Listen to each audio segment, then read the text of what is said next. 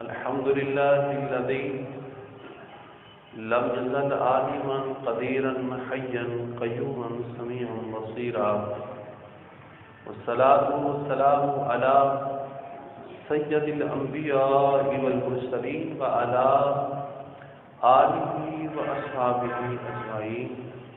أما بعد فأعوذ بالله من الشيطان الرجيم. بسم الله الرحمن الرحيم. هو الله الذي لا إله إلا هو في مقام آخر، أو كما قال النبي صلى الله عليه وسلم: لا يؤمن أحدكم حتى أكون أحب إليه من والده وولده والناس أجمعين، أو كما قال اللہ تبارک وتعالی في شان حبیبہ مخبرا وحکیما: ان اللہ وملائکتہ یصلون علی النبی یا ایھا الذین آمنوا صلوا علیہ وسلموا تسلیما. اللهم صل علی سیدنا ومولانا محمد وبارک وسلم وصلی علیہ. تمامی احباب مل کر صلاۃ و سلام پیش کریں. الصلاۃ والسلام علیک یا رسول اللہ، الصلاۃ والسلام علیک یا حبیب اللہ، الصلاۃ والسلام علیک یا نور اللہ، الصلاۃ والسلام علیک یا حجت اللہ، الصلاۃ والسلام علیک یا جد الحسن والحسین وعلى آلك وأصحابك يا إمام القبلتين. اللہ تعالیٰ جل مجدہ الکریم کی حضور ثنا حضور سید عالم صلی اللہ علیہ وآلہ وسلم کے ذات والا صفات پہ صلاۃ و سلام پیش کرنے کے بعد علماء گرامی قدر اور آپ تمام معزز محترم سامعین و حاضرین و ناظرین، خداوند قدوس میری آپ سب کی اس حاضری کو اپنی بارگاہ کے اندر قبول فرمائے اور ان گزرنے والے لمحات کو اللہ کریم ہمارے لیے روز آخرت بہترین سرمایہ بنائے. عزیزان محترم، اللہ تعالیٰ جل مجدہ الکریم نے ارشاد فرمایا: واللہ الذی لا الہ الا ہو. وہ اللہ وہ ذات ہے اس کے سوا کوئی معبود نہیں ہے، اس کے سوا کوئی عبادت کا مستحق نہیں ہے. وہی اللہ ہی اللہ ہے.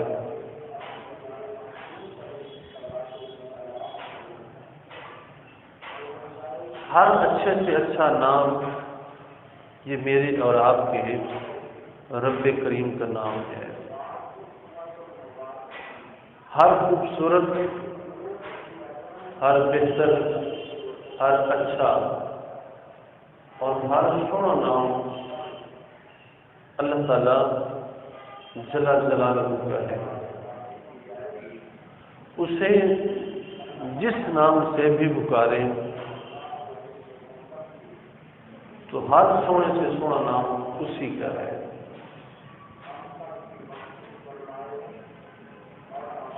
فطری طور پہ، طبی طور پہ بندہ جب خوش ہوتا ہے، راضی ہوتا ہے، تو خوشی اور رضا کے عالم میں بندے کے قلب و روح کے اندر، دل اور جان کے اندر، جسم کے اندر جب شائستگی آتی ہے تو اندر ہی اندر بندے کے دل کرتا ہے فطری اور طبعی طور پہ، یعنی آپ اپنے آپ کو بالکل نیوٹرل سمجھیں، خالی ذہن سمجھیں کہ کوئی بندہ بھی، عام آدمی کوئی بھی جب راضی ہوتا ہے، خوش ہوتا ہے، تو اس کے دل کے اندر ایک امنگ اور امید اٹھتی ہے کہ یہ بندہ لازمی کسی کا بندہ ہے، اس کا پیشوا، اس کا رہنما، اس کا مسجود، اس کا معبود، اس کا کوئی خالق، اس کا کوئی مالک ضرور بھی ضرور ہے۔ دل کرتا ہے کہ بندہ اس کے سامنے اپنے ماتھے کو ٹیک لے، اپنی زمین نیاز کو اس کے سامنے جھکا لے، کوئی بندہ نہیں۔ میرے خیال میں آپ میری شاید بات ذرا مشکل سمجھ رہے ہیں، ذرا تھوڑا سمجھنے کی کوشش کریں۔ میں بڑی الحمدللہ علمی اور بڑی خوبصورت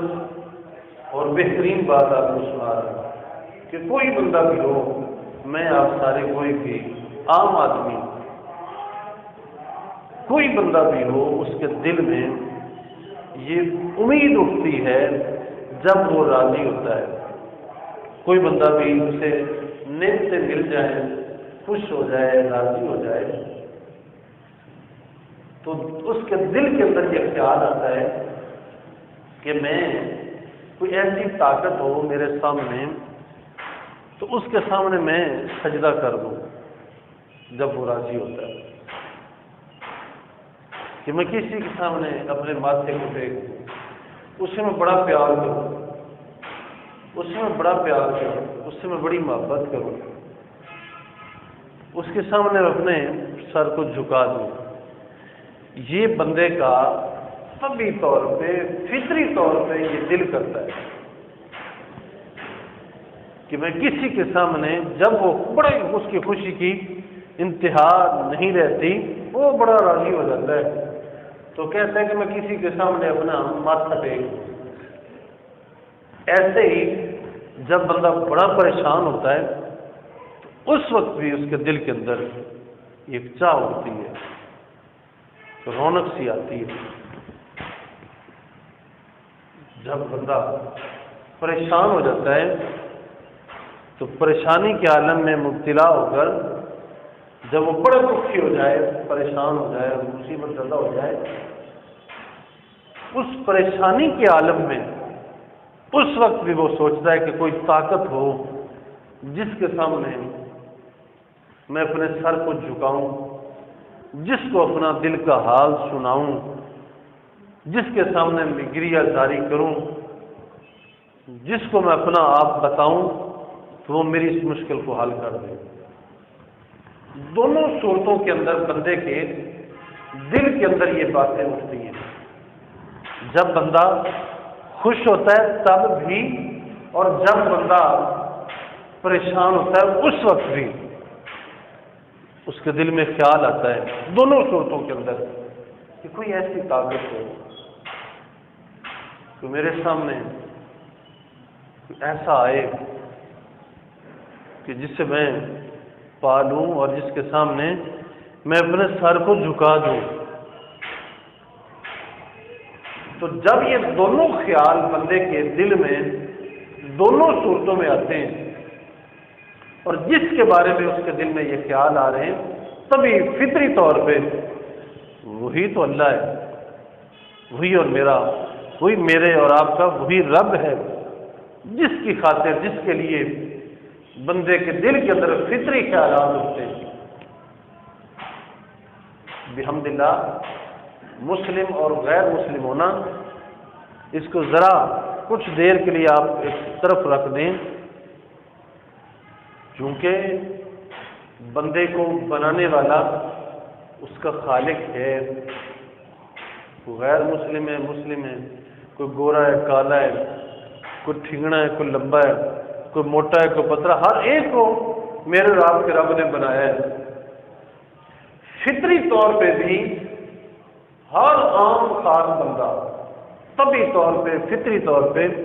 جس ملک کے ساتھ، جس خطے کے ساتھ کسی کا تعلق ہے، پاکستان سے، چائنا سے، روس سے، جاپان سے، فرانس سے، جس سے بھی، فطری طور پہ جب بندہ اپنے آپ کو ذرا خالی سمجھے نا، ذرا خالی سمجھے، سارے عقائد چھوڑ دے، سارے عقائد، سارے سوچیں فکریں ساری چھوڑ دے ایک لمحے کے لیے، جب بندہ بالکل خالی ذہن ہو کے بیٹھتا ہے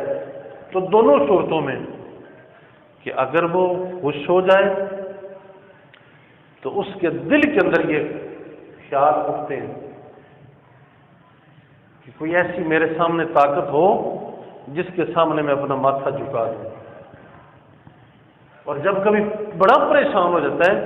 پھر بھی یہ خیال اٹھتا ہے کہ کوئی ایسا میرے سامنے ہو جس کو میں اپنا دل کا حال سنا لوں، جس سے میں اپنا دل کا حال سنا لوں۔ اور یہ بھی یاد رکھیں،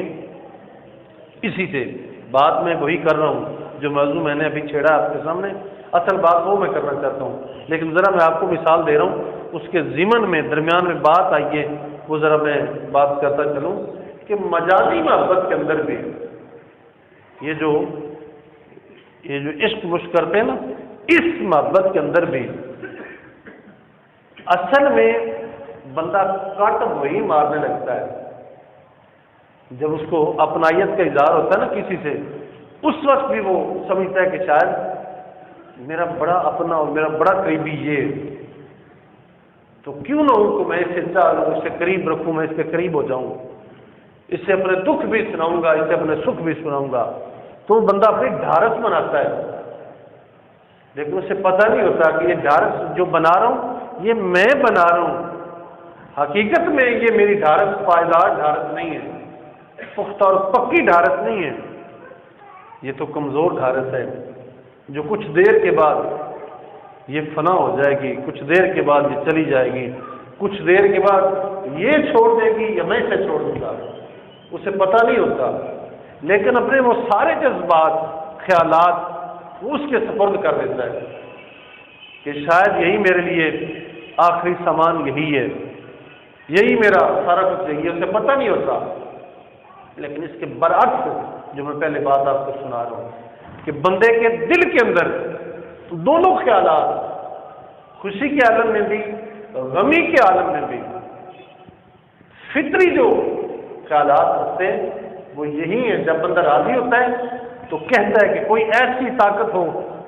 جس کے سامنے میں اپنا سر جھکا دوں، اور جب پریشان ہو جاتا ہے، دکھی ہوتا ہے،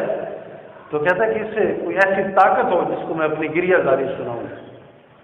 تو وہی طاقت جس کے لیے فطری طور پہ بندہ چاہ رہا ہوتا ہے وہی میرا اور آپ کا رب ہے۔ کچھ دنیا کے اندر ایک فرقہ دہریوں کا بھی آیا ہے، ملحدین کا، جو بالکل اس سارے نظام کو نہیں مانتے۔ اللہ تعالیٰ جناب ابن کریم کی شہادت سے، گواہی سے بھی وہ برطرف ہیں، سرکار دو عالم صلی اللہ علیہ وسلم کی نبوت و رسالت جیسی نعمت سے بھی وہ محروم ہیں، بالکل سائڈ پہ، انہیں داہیہ اور ملحد کہا گیا ہے۔ ان کا کنسیپٹ یہ ہے کہ بس یہ لاوا پھوٹا یا کسی اور سبب سے یہ دنیا ساری مارد وجود میں آ گئی، یہ سارے انسان جو ہیں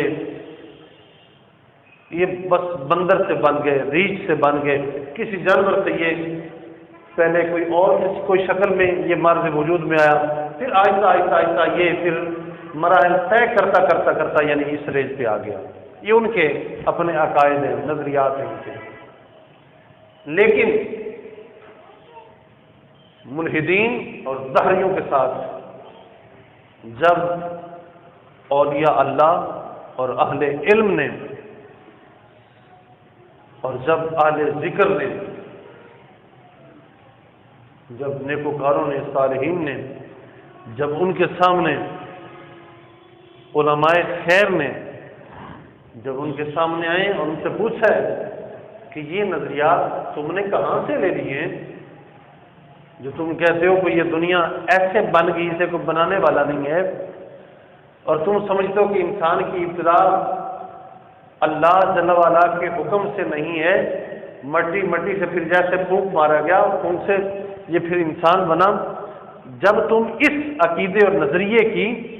تم تکفیر کر رہے ہو تو بتاؤ تمہارے پاس دلیل کیا ہے؟ تو انہوں نے داعیوں نے، ملحدین نے بڑی بڑی دلیلیں دی ہیں کہ انسان ایسے بنا، ایسے بنا، ایسا بنا، جیسے وہ ان کی باتیں ہیں وہ سنا رہے ہیں، کرتے ہیں وہ۔ تو انہوں نے بڑے دلائل اور بڑے براہین دیے کہ دنیا ساری کیسے بنی، کائنات کیسے بنی، اور اس کے اندر یہ مخلوقات کیسے مار سے وجود میں آئیں۔ تو وہ اپنی طرف سے اپنے نظریات اور اپنے خیالات وہ بھی پیش کرتے ہیں، لیکن پھر جب علماء نے ان کا رد کیا تو بڑے احسن انداز کے اندر، بڑے اسلوب کے ساتھ ایسے ان کے جواب دیے، ایسے جواب دیے، ایسی میخیں پھونسی ہیں، ایسے میخیں گاڑی ہیں، ایسے کل ٹھوکے آپ نے کہ دنیا حیران رہ جاتی ہے۔ علماء خیر نے بڑے بڑے دلائل اور بالکل خاموش کر دینے والے، انگشت بدندان کر دینے والے نظریات اور اپنے دلائل پیش فرمائے علماء نے۔ حضرت امام ابو حنیفہ امام اعظم رحمۃ اللہ علیہ، آپ کا جب داہیہ کے ساتھ اسی موضوع پہ جب مناظرہ ہوا نا آپ کا، تو داہیہ سے آپ نے پوچھا کہ بھائی تیرا کیا خیال ہے، کیا نظریہ ہے؟ تو اس نے یہی بات کی کہ میں نہیں مانتا خدا کو، میں نہیں مانتا اس سارے نظام کو، میں نہیں مانتا جیسے آپ مانتے ہیں، ہم تو سیرے سے انکار کرتے ہیں، میرے پاس یہ دلیل ہے، یہ دلیل ہے، یہ دلیل ہے، بڑی ساری دلائل اس نے دی ہیں۔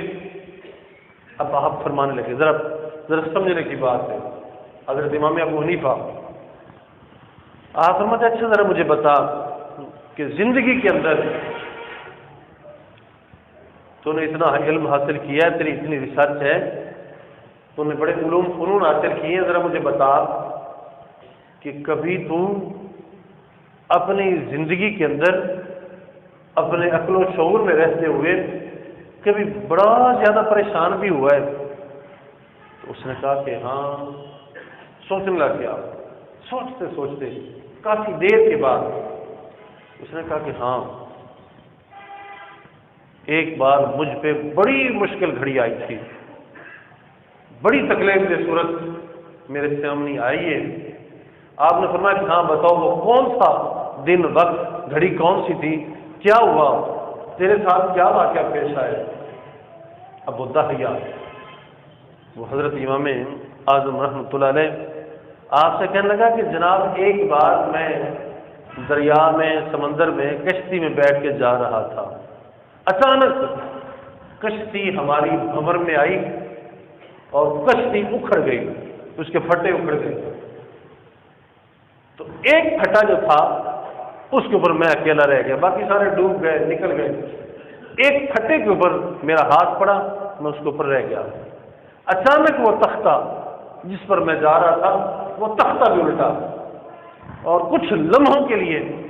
میں ڈوبا ہوں، مجھے غوطے آئے، میں نے غوطے کھائے، پھر میں بچ گیا۔ اور میں اچھا مجھے بتا، جب وہ سین تیرے سامنے پیش آیا، کشتی ٹوٹی، بکھری، پھٹی، اور وہ پھٹے اکھڑ گئے، ایک تختے کو، پھٹے کو تیرا ہاتھ پڑ گیا، تو ڈوبا، جب تجھے ہوتے آئے اس وقت تیرا کیا عالم تھا، تو نے کیا سوچا تھا اس لمحے کے اندر جب تو پانی کے اندر ڈوب رہا تھا، اور ڈوبتے ہوئے جب تو ہاتھ مار رہا تھا، تو اس ڈوبنے اور اس ہاتھ مارنے کی کیفیت کے اندر تو کیا کہہ رہا تھا، تیری زبان کے اوپر کیا آیا، تیرے دل میں کیا آیا، کیا خیال کیا تو نے؟ اس نے کہا کہ ویسے تو میں یقین کر چکا تھا کہ تیرنا مجھے نہیں آتا، اور کشتی اکھڑ گئی ہے،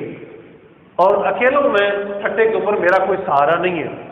اب میں ہوں تو میں ڈوبنے لگا، لیکن دل میں یہ خیال آ رہا تھا کہ کوئی ایسی طاقت ہو جو مجھے بچا لے،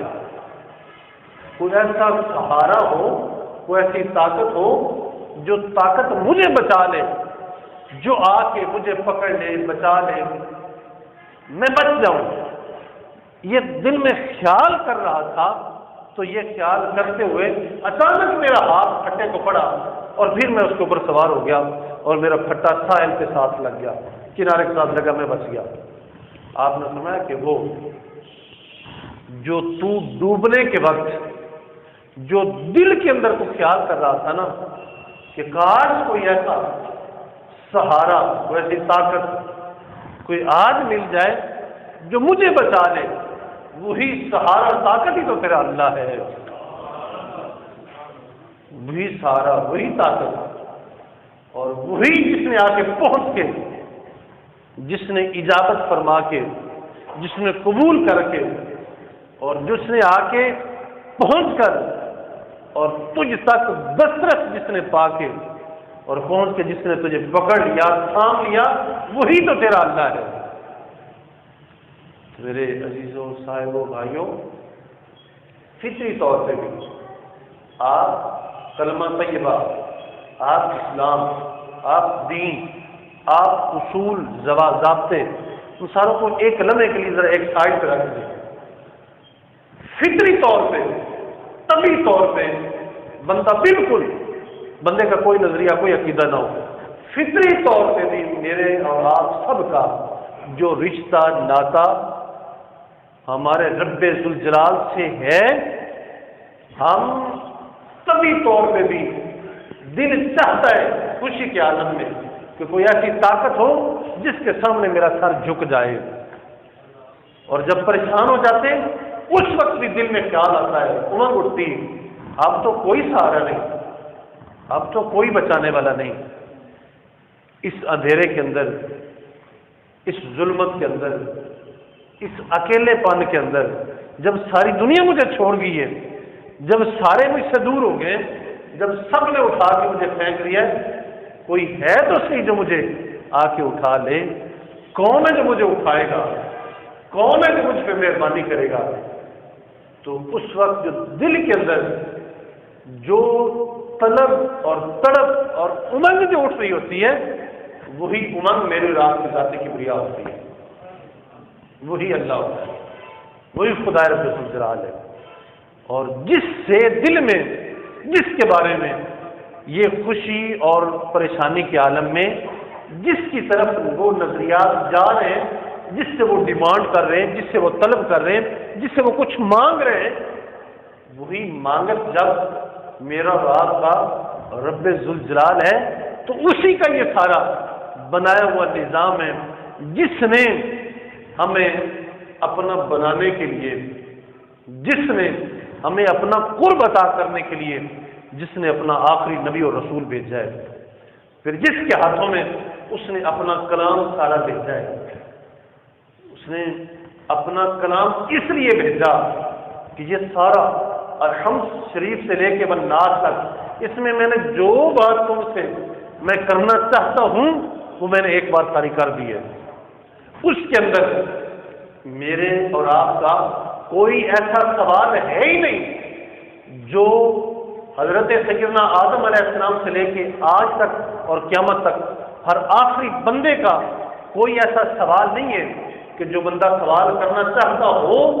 اور اس کا اس کو جواب نہ آ سکے، وہ قرآن مجید میں نہ ہو۔ یہ چیلنج ہے، کوئی سوال بھی ہم کرنا چاہتے ہوں کہ میں یہ سوال کرتا ہوں، میں یہ بات کروں، یہ کروں، میرا یہ مسئلہ ہے، یہ مشکل ہے، یہ پریشانی ہے، یہ دشواری ہے، میرا یہ ہونا چاہیے، میں یوں کر دوں تو یہ ہو جائے، یہ تمام کے تمام سوالات اور ان کے جوابات جو ہیں وہ میرے اور آپ کے رب ذوالجلال نے الحمد شریف سے لے کے والناس تک وہ درج فرما دیے، اور وہ خدا رب ذوالجلال نے اس اپنی قرابت اور اپنائیت کے لیے اس نے اپنے محبوب پاک صلی اللہ علیہ وآلہ وسلم کو اور ان کے ہاتھوں میں اپنے کلام کو دے کے بھیج دیا ہے۔ وہی دین، وہی ضابطہ وہ آج ہمارے سامنے ہے، اور اس لیے اس نے پھر صرف یہیں تک نہیں رکھا بلکہ اس نے اختیار دیا،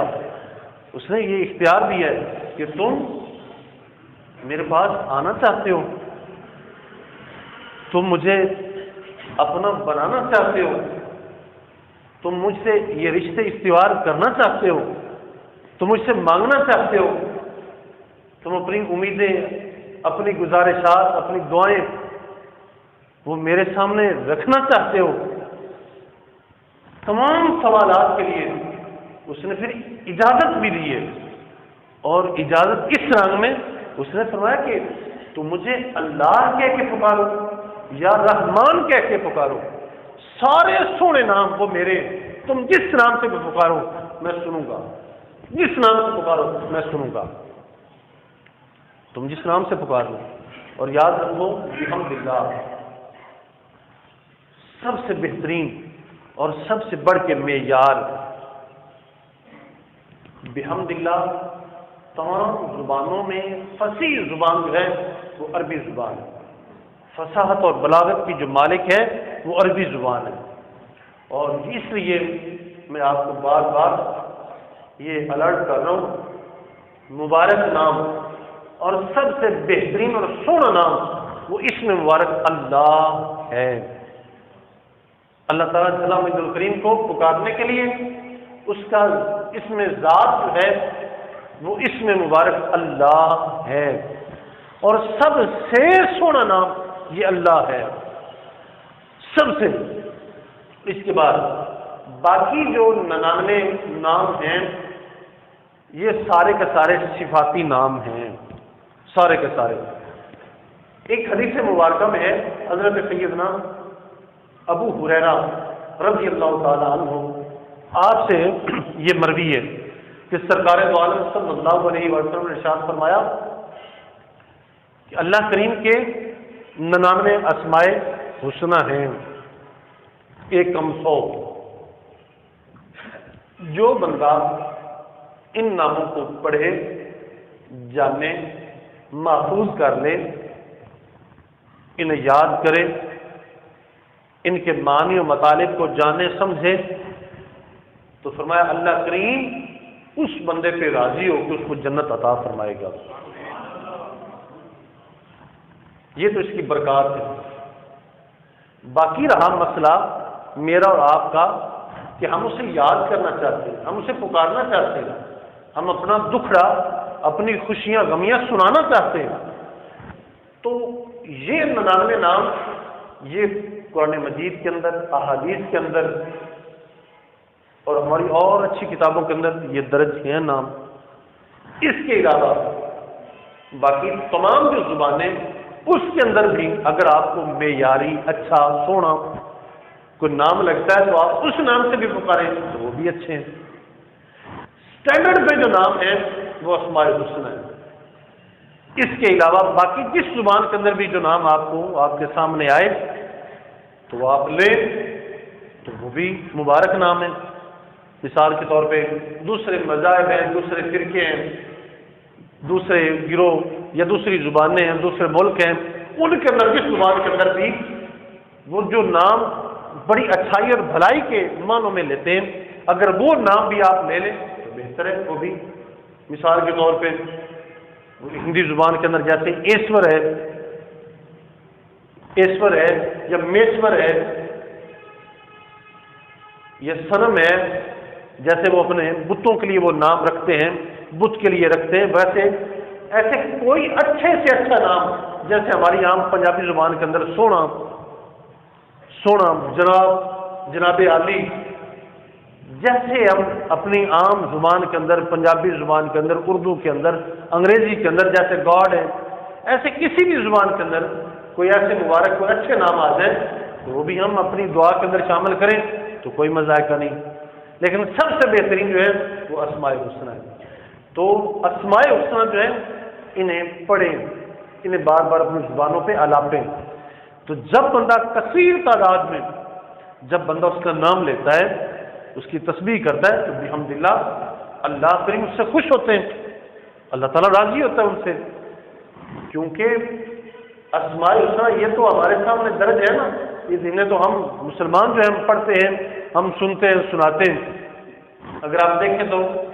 ہر چیز جو ہے یسبح للہ ما فی السماوات و ما فی الارض،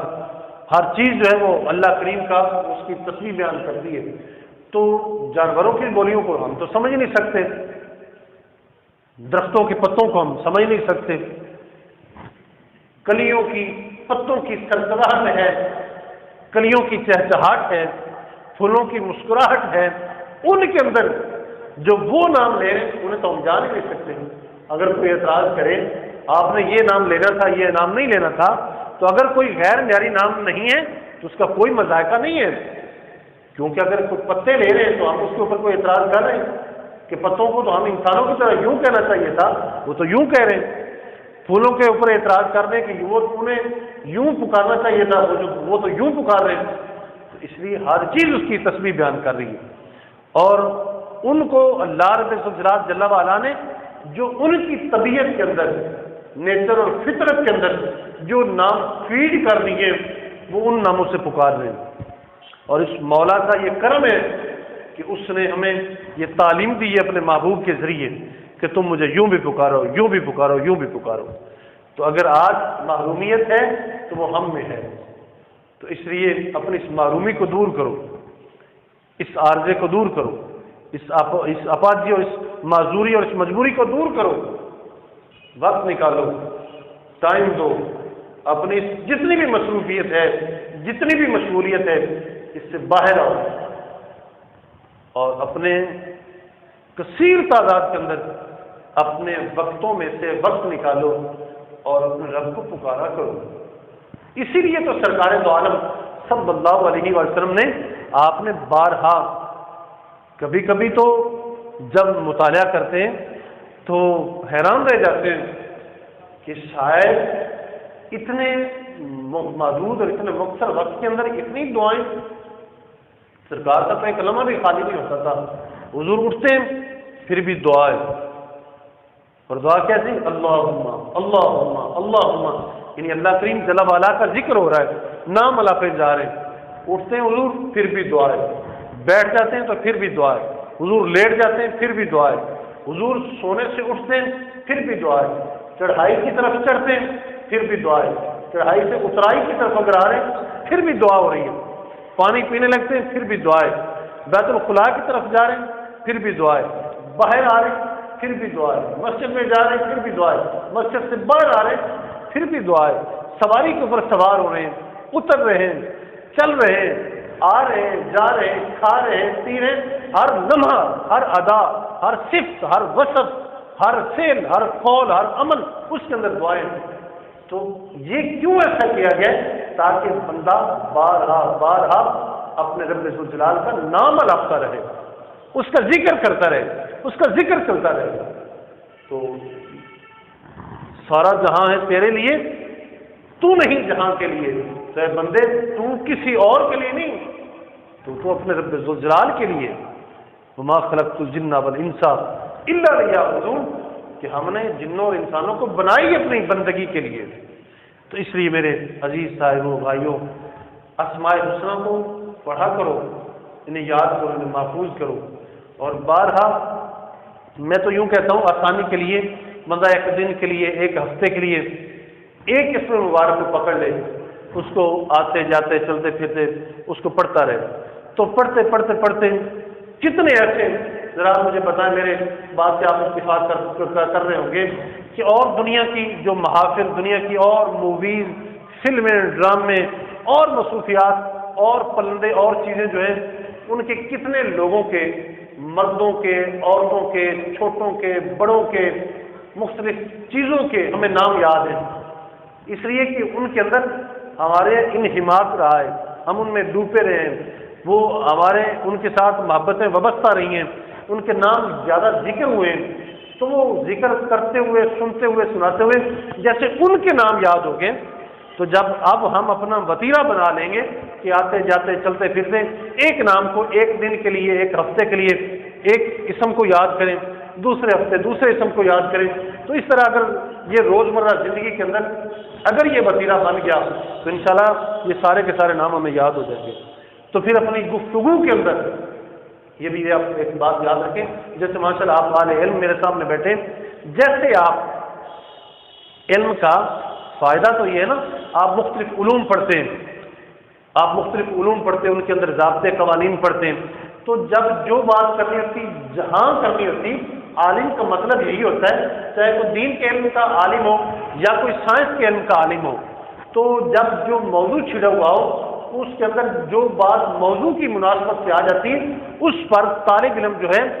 وہی نام رکھتا ہے، وہی بات کرتا ہے۔ یعنی ایک جس جگہ پہ اس نے کوئی اور بات لانی تھی اس جگہ پہ کوئی اور لے کے آ جائے، ایسے نہیں کرتا، موضوع کی مناسبت سے، محل کی مناسبت سے وہی بات لاتا ہے۔ اگر اس کی جگہ پہ اور کوئی متبادل لے آئے تو اسے کہتے ہیں یہ عالم نہیں، یہ تو جاہل ہے، یہ تو پڑھا لکھا ہوا نہیں ہے، یہ تو ان پڑھ ہے۔ ایسے ہی جب آپ کو مجھے یہ اسماء مبارک یاد ہوں گے اور ہم جانیں گے، انہیں جب ہم جانتے ہوں گے تو پھر ہم اپنی گفتگو کے اندر بھی اللہ تعالیٰ جل مجد الکریم کے ناموں کو وہی استعمال کریں گے۔ جیسے مثال کے طور پہ ہم کہیں گے کہ اللہ تعالیٰ تو جانتا ہے، تو ہم کہیں گے کہ اللہ تعالیٰ، مثال کے طور پہ اس جگہ پہ ہم یہ نہیں کہیں گے کہ اللہ تعالیٰ رزاق ہے، بلکہ ہم کہیں گے کہ اللہ تعالیٰ تو یقیناً عالم ہے، وہ تو علیم ہے، وہ جانتا ہے۔ اور جہاں کوئی رزق کا معاملہ ہوگا تو ہم وہاں عالم نہیں کہیں گے، ہم وہاں کہیں گے اللہ تعالیٰ تو بڑا رزاق ہے، وہ دینے والا ہے۔ تو جس صفت کے اندر ہم جس صفت کا ذکر کر رہے ہوں گے اس صفت کے اندر ہم اللہ کریم کے وہی صفاتی نام کو لے کے آئیں گے۔ تو اس لیے اللہ کریم ہم سب کو اپنے اسماء حسنہ سے محبت اور پیار عطا فرمائے، اور اسماء حسنہ کی برکات اور سعادتیں ہمیں عطا فرمائے۔ اللہ کریم ہمیں اپنی معرفت عطا فرمائے، اپنے اغیار سے، شیاطین سے، طاغوت اور سمراج کی تعلیمات سے، ان کی لابیوں سے اللہ تعالیٰ ہمیں بچائے، ان کے جو اس وقت مکر و فریب ہیں، جال ہیں، ان سے بچائے، اور اللہ کریم ہمیں اپنی اور اپنے حبیب کریم صلی اللہ علیہ وسلم کی محبت، معیت اور اپنی قرابت عطا فرمائے۔ وآخر دعوانا ان الحمد للہ رب العالمین وما علینا الا البلاغ۔